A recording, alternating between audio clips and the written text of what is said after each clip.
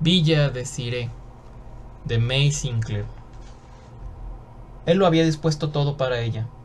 Ella debía quedarse una semana en Cannes en casa de su tía y después iría sola a Roquebrune a reunirse con él. Ella, Mildred Eve, pensaba que en lo sucesivo él la seguiría a todas partes, pues eran novios. Él tuvo ciertas dificultades, pero Louis Carson la había resuelto todo prestándole Villa de Cire.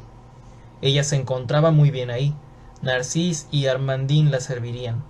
Armandine era una excelente cocinera.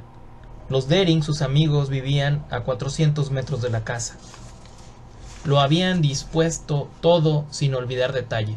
Y al llegar, bien, naturalmente se hospedarían en el hotel del Cap Martin. Él lo había comprendido todo sin que ella hubiese tenido necesidad de dar largas y enojosas explicaciones.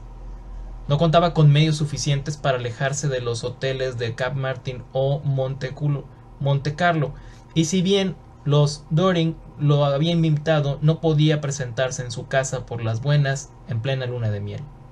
Su luna de miel. Ella habría deseado morderse la lengua antes que pronunciar esta frase tan a la ligera. ¿Cómo podía haber olvidado y decir esto en presencia de Louis Carson después del espantoso drama que se había cebado en él? Él tenía cosas que no le habían confiado ni a ella. Pensó preguntar hasta dónde había llegado las cosas y cómo. Ella solo sabía que la misma noche de bodas, en el momento de reunirse con su joven esposa, la había encontrado muerta en el lecho. Se decía que murió a causa de un síncope. No había más que mirarle para comprender que había sido víctima de un drama horrendo. Se adivinaba en la inmovilidad de su rostro. Su mirada angustiosa y extraña lo transformaba hasta el punto que ella no lo reconocía. Era algo superior al tormento. Parecía entonces capaz de ser cruel, aunque jamás lo había sido ni podía serlo. Los otros sí lo eran. Su rostro, decían, repugnaba. Mildred comprendió lo que querían decir. Tal vez ella también habría cedido al movimiento de retroceso, de no saber las pruebas por las que él había pasado. La primera vez que lo vio, le describieron como víctima de un golpe terrible del destino. Y en lugar de alejarla, era esto lo que la atrajo desde el principio. Primero compadeció, luego amó. Se prometieron muy deprisa, a las 3 semanas de haberse conocido. Cuando ella se preguntó, después de todo, ¿qué sé de él?, se respondía, sé esto. Comprendió que había sellado una unión mística con él, solo por compasión. Ella amaba la rareza que le distanciaba de los otros, y por eso le pertenecía más. Tenía, y Mildred Eve no lo negaba, su encanto personal, y la fascinación de su belleza casi anormal. Negro, blanco y azul, los ojos de un azul intenso, la línea de las negras cejas, el rostro puro, blanco, ennegrecido de pronto por el bigote y la barba negra y puntiaguda, y la espléndida sonrisa que tenía para ella, la claridad del azul y el súbito relámpago de los dientes blancos en la máscara negra. Él sonrió de su turbación cuando se le escapó la horrible frase, pero sabía que la pronunciaba sin mala intención. Es imposible, en efecto, estropear su luna de miel, había dicho él. Haz uso de mi villa, pronto será tuya, ya sabes que me gusta anticipar. Este era el pretexto de su generosidad.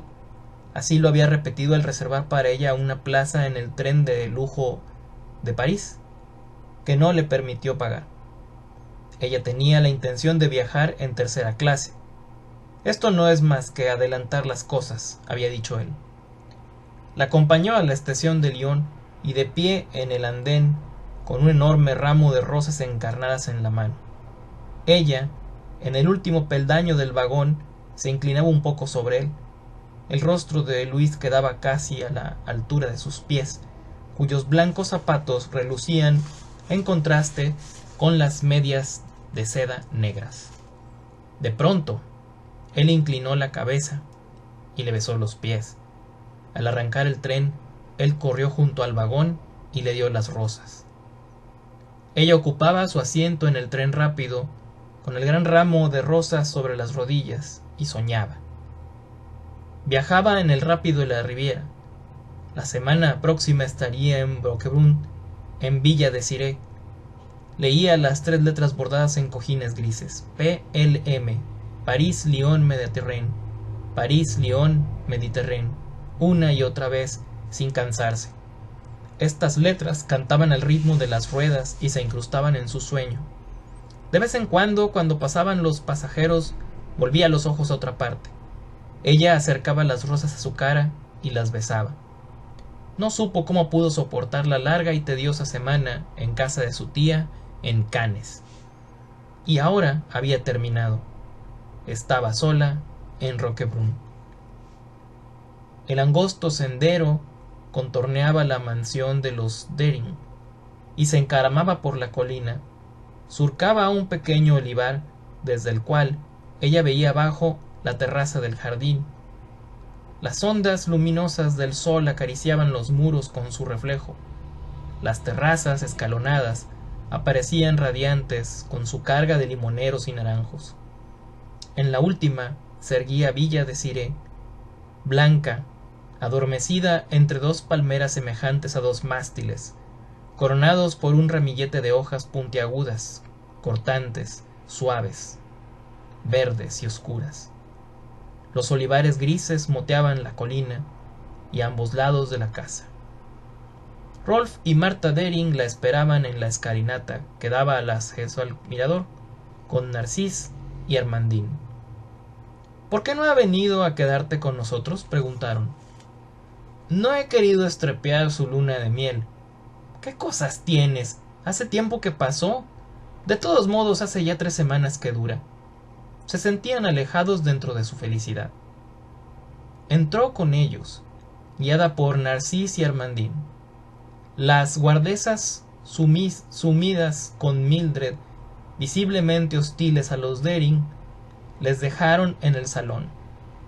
Este era muy claro, muy de gusto francés, frágil y marchito, en el que predominaban el gris mortecino, oro y verde, con sillas y canapés de madera dorada, tallada como los marcos, y las rejillas brillantes por el uso.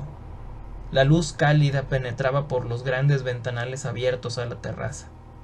El viejo techo emanaba un leve olor a polvo. Rolf Dering se echó una ojeada a la estancia, refunfuñó, y su fino olfato experimentó un frío disgusto. —Habrías hecho bien en venirte con nosotros —dijo. —Oh, pero si esto es encantador. —¿De veras lo crees así? —exclamó Marta. Mildred comprendió que esperaban que ella adivinara cualquier cosa. No sabían qué. Algo que ellos sentían. Eran refinados y desdeñosos. —La casa es un tanto extraña, deshabitada —manifestó ella buscando la expresión adecuada. —Yo diría que han vivido mucho tiempo en ella —apuntó Marta. —Oh, no, esto huele a estadizo, nada más. Hace mucho tiempo que no han sido abiertas las ventanas. No quería que criticasen la villa de Luis. Armandine apareció en el umbral. Sus ojillos de corte oriental se arrugaban al sonreír. —¿Madame desea subir a ver la habitación? —Vamos allá —intervino Rolf. La siguieron por las escaleras de caracol, angostas y finas. Armandine abrió la puerta y de nuevo la luz dorada lo inundó todo. La habitación era blanca, pero de un blanco cálido, ligeramente dorado. Era como un gran depósito blanco lleno de agua rubia, donde todo vibraba como inmerso en la corriente.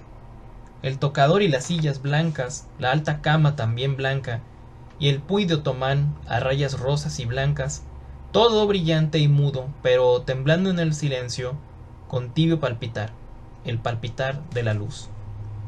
—Aquí está —señaló Armandine. Nadie hizo ningún comentario. Se quedaron inmóviles, clavados en el suelo, detenidos por el silencio. Fija la mirada en el alto techo que se alzaba, enorme, con sus colchones, almohadas y el largo cobertor blanco que caía, áspero y derecho, hasta el suelo. Rolf se volvió hacia Armandine. —¿Por qué ha dado esta habitación a Madame? Armandine encogió sus recios hombros. Sus ojillos rasgados se plegaron con hostilidad. Son órdenes de Monsieur. Es la habitación más bonita de la casa. Es la de Madame. Ya sé. Es porque... No, no, Monsieur. Nadie rehusaría dormir en la habitación de Madame. La pobre, tan bella, joven, gentil. Seguro que Madame no se opondría. ¿Quién era Madame? La esposa de Monsieur, Madame Carson. Pobre Monsieur, fue muy triste. ¿La trajo aquí después de la boda?, preguntó Mildred. Sí, Madame. Ella murió aquí. Una desgracia.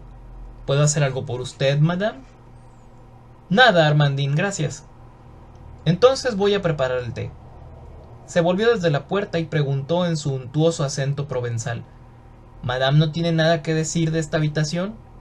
No, Armandine, es magnífica. La puerta se cerró tras la sirvienta. Marta la abrió para asegurarse de que no había quedado en el descansillo espiando. ¿Por qué dices eso, Mildred?, exclamó sin poder contenerse. Esto es horroroso. La casa entera es un asco. No puedes quedarte aquí, Mildred, dijo Rolf.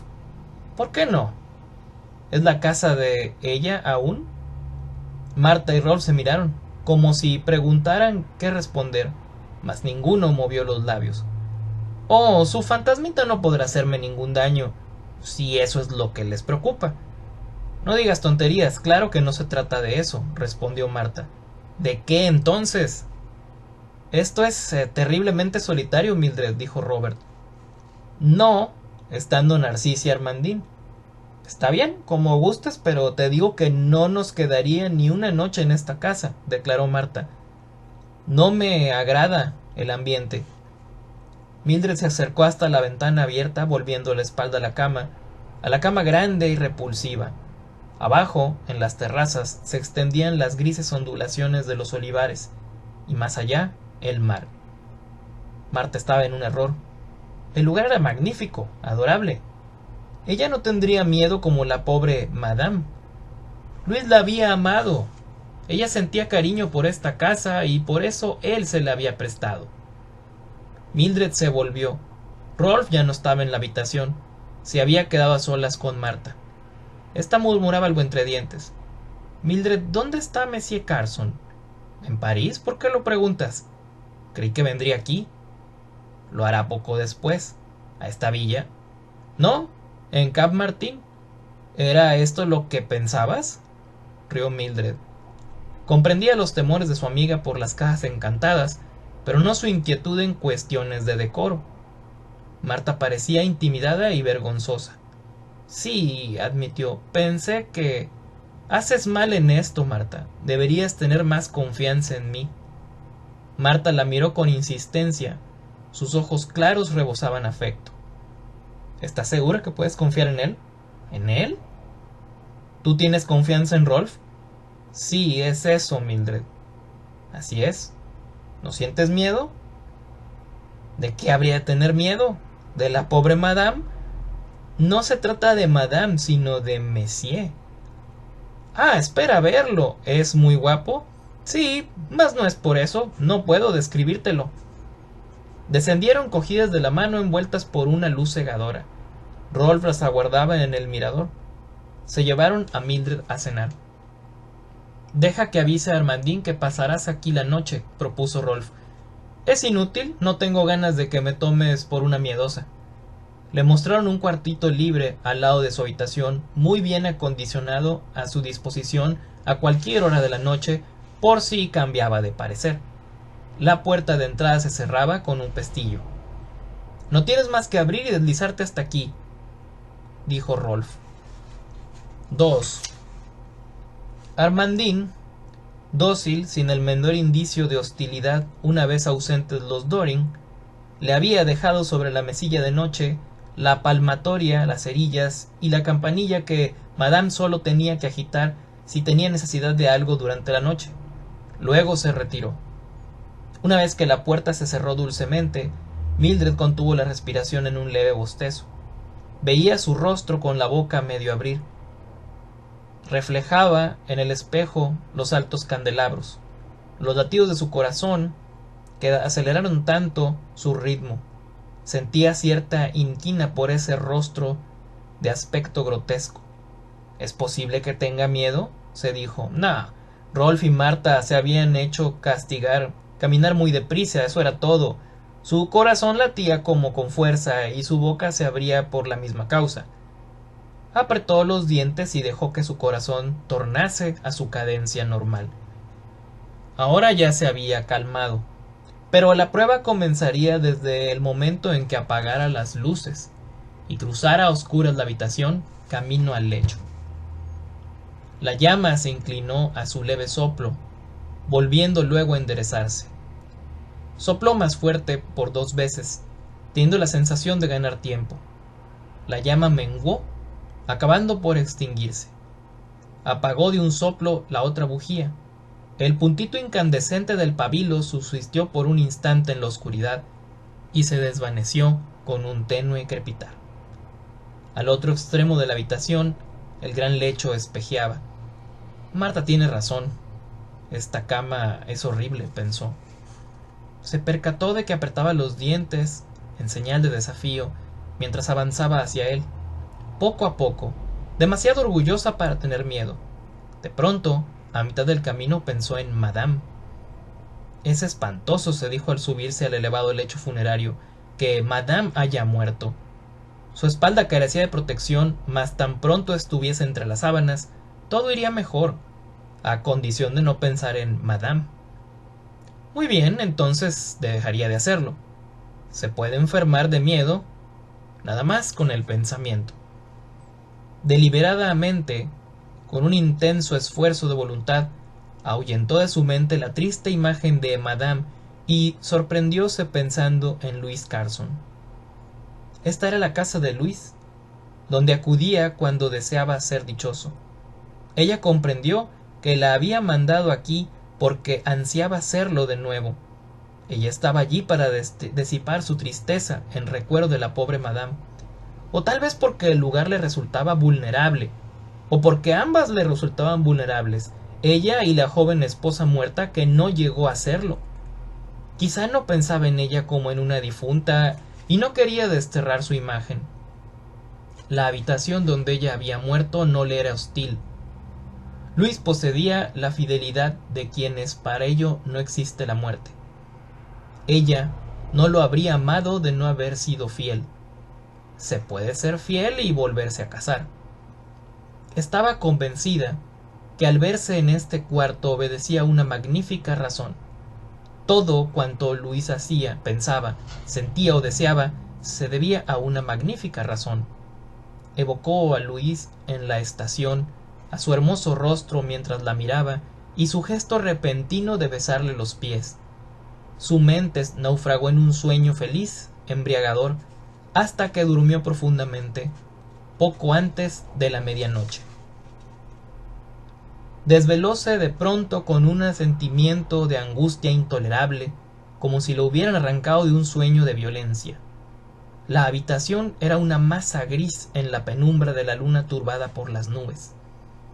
Tuvo la sensación de no estar sola en el cuarto. Sabía que algo estaba presente. Algo que revelaba el secreto de la habitación y la hacía espantosa y obscena. La luz gris resultaba horrible. Se concentró en sí misma, transformándose en receptáculo del terror. Lo que la había despertado estaba en la habitación y cerca de su cama. Pues sabía que la habían despertado. Apartó, con una incertidumbre sobrenatural, de una sensación física desprovista de miedo, no podía dominar la inquietud. Oía el tic-tac del reloj, el agudo rechinar de los cortantes hojas de las palmeras que el viento hacía frotar entre sí. Esos ruidos significaban que ella estaba bien alerta y que todo cuanto pudiera acontecer sería real. Desde que lo viera todo gris, había cerrado los ojos, temiendo mirar a su alrededor porque sabía que iba a haber algo efectivo. Pero ya no era dueño de sus párpados ni su sueño. Se le abrieron a causa de la misma fuerza intolerable y la cosa sobrenatural se colocó dentro de ella en su campo visual. Se quedó inmóvil delante de ella, junto a la cama. Por debajo del pecho El cuerpo inacabado era todavía rudimentario, apenas formado. La envoltura gris era inerte en su detestable imprecisión. Pero el rostro era perfecto dentro del horror absoluto, y era el de Louis Carson. Entre la línea negra de las cejas y la barba puntiaguda, ella le vio inclinado hacia atrás, descompuesto en una agonía lasciva, perversa y cruel. La faz y el cuerpo, carne y no carne, eran la esencia secreta de abominaciones recónditas e inhumanas. El rostro se aproximaba a ella, se encorvaba sobre ella, mirándola tan de cerca que los colchones ocultaban la parte inferior del cuerpo, y lo más execrable, iba ciego, privado de toda visión razonable e indulgente, carne y no carne, la buscaba sin verla. Ella comprendió que, de no salvarse al instante, ella acabaría por encontrar lo que buscaba.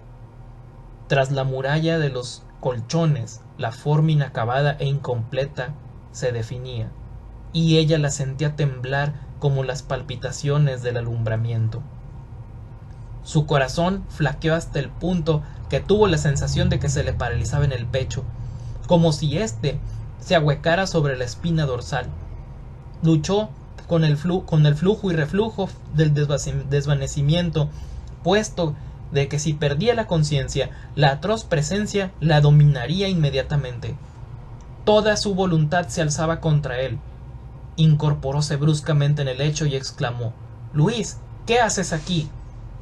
Él desapareció sin moverse, como absorbido por la penumbra gris que había creado a su alrededor. Y ella pensó: volverá, aunque no lo vea, sabré que palpita en esta habitación. Tomó una decisión: levantarse y correr a casa de los Dering.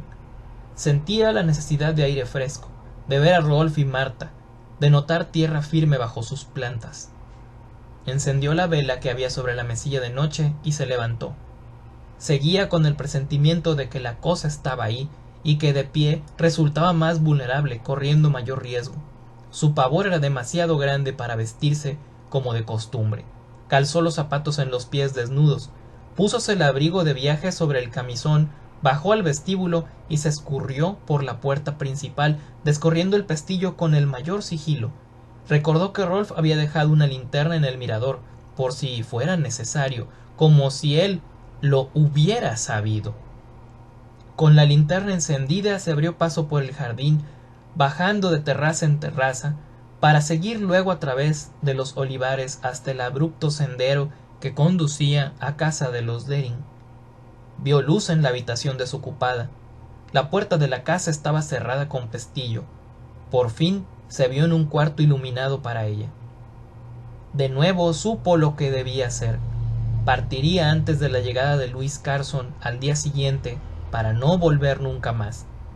Rolf y Marta se encargarían de recogerle el equipaje y Rolf la llevaría a Italia en su coche. Ella se separaría de Louis Carson para siempre. Huiría a Italia. 3. Rolf le hizo entrega de las maletas y también de una carta. Acababa de llegar en la mañana, procediente de Cap Martín. Era de Louis Carson. Querida Mildred, ya ves que no puedo estar 15 días sin verte. He debido ir. Me hospedo en el hotel del Cap Martin. Iré a buscarte entre las 10:30 y las 11. Abajo, al final del sendero, esperaba el coche de Rolf. Eran las 10:30. De partir en aquel momento, se cruzarían con Carson en el camino. Mejor sería guardar a que él rebasara la casa y se adentrara en los olivares. Marta sirvió café y bollos. El matrimonio se acomodó al otro lado de la mesa, contemplando a Mildred con afecto e inquietud, mientras ella se volvía, de cuando en cuando, a vigilar el sendero. «Rolf», dijo ella de pronto, «¿sabes algo de Louis Carson?». Sorprendido por un cambio de mirada entre la pareja.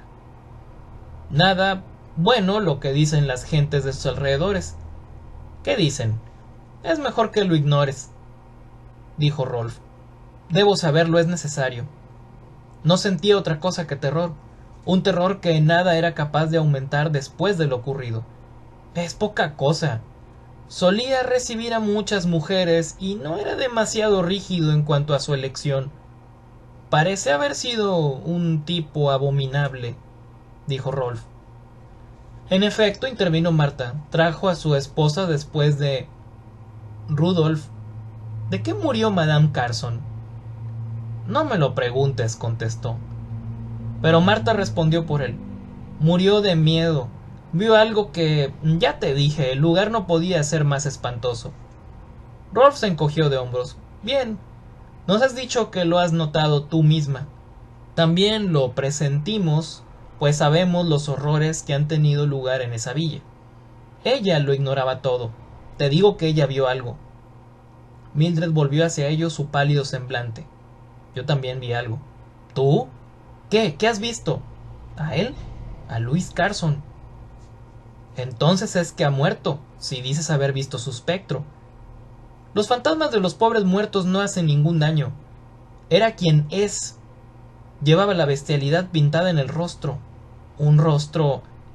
Ella notó que la respiración del matrimonio se había tornado jadeante. ¿Dónde? Ahí en la habitación, cerca de la cama. Me buscaba. Yo vi lo que ella vio. Les había incrédulos, esforzándose en no hacerles caso. Ella le oyó hablar. Sus voces dispararon el terror. Oh, eso es imposible. Él no estaba ahí. Él la oyó gritar antes. ¿Estaba en la habitación continua? No, no puedo retener. ¿Retener? Sí. Esperaba reunirse con ella. Su voz era triste y plena de verdad. Se vio luchando en vano con su necesidad de escepticismo.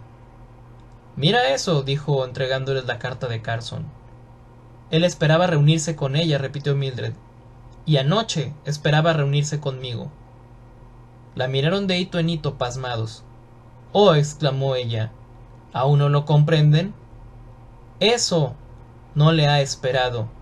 Llegó aquí antes que él. Villa de Cire, de May Sinclair.